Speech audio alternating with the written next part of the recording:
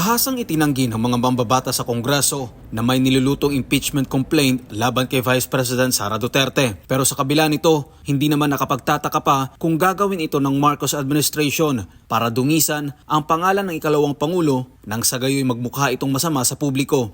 Sa panayam ng SMNI News sa isang international relations scholar na si Ms. Sas Roganto Sasot, ang ginagawang pambabatikos ng Marcos administration kay VP Sara na wala namang dahilan ay bilang paghahanda sa susunod na presidential elections. This is for 2028. No, kasi nakikita nila na ang taas-taas pa rin ni Madam Vice President Inday Sara kahit ang mga sa kabila ng binabato sa kanyang kontrobersya. Hindi ba?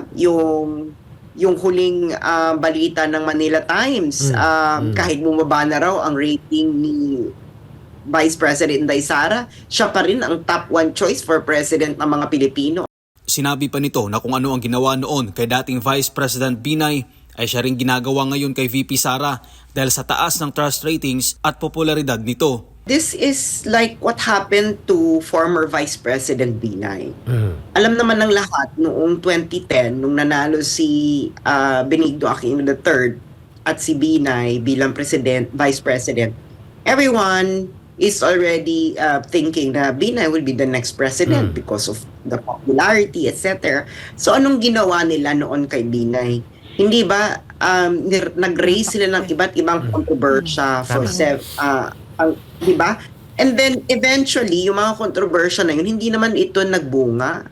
No, hindi ito hindi naman nakulong si former Vice President Binay. Hindi ba? Wala rin tupikan. At sino yung mga gumawa noon kay Binay? Hindi ba sila rin ngayon? Yon. Sila rin ngayon yung umatake kay Vice President Inday Sara. Binigyan din ito na nag-ugat ang lahat ng pambabatiko sa mga Duterte matapos na hanapan ni dating Pangulong Rodrigo Duterte ng libro o resibo ang Kamara para malaman kung saan nila ginagastos ang pera ng taong bayan. Ngayon, itong impeachment nila, parang pikon na pikon itong mga kongresista natin sa sinasabi ni Inday Sara. Bakit ba kayo pikon na pikon? Pikon na pikon ba kayo dahil sinabihan kayo ng dating Pangulong Duterte na ilatag ninyo ang libro ng Kongreso para makita ng taong bayan kung saan nyo ginagastos ang pera nila mula hanggang sa huling sentabo? Di ba dyan naman nag-augat-ugat lahat yung mga hinanakit ninyo sa mga Duterte ngayon? Ayon pa kay Sasot, kung talagang may anomalya sa confidential fund ng Vice Presidente, bakit hindi muna kwestiyonin ng Kongreso ang tanggapan ni Marcos Jr.? Dahil una sa lahat, ito naman ang nag-aproba sa nasabing pondo. Ngunit hindi ito ginawa ni Romualdez dahil malinaw na ang confidential fund ay isang patibong kay VP Sara. Anong ginawa nila kay Inday Sara? Di ba? From the moment na umupo sila, una nakikipagplastikan pa kayo.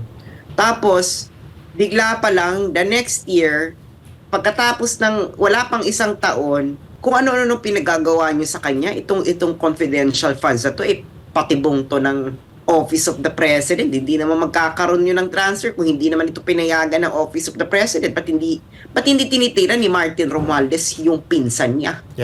Para sa Diyos sa Pilipinas, kung mahal, Almar Forzuelo, SMNI News.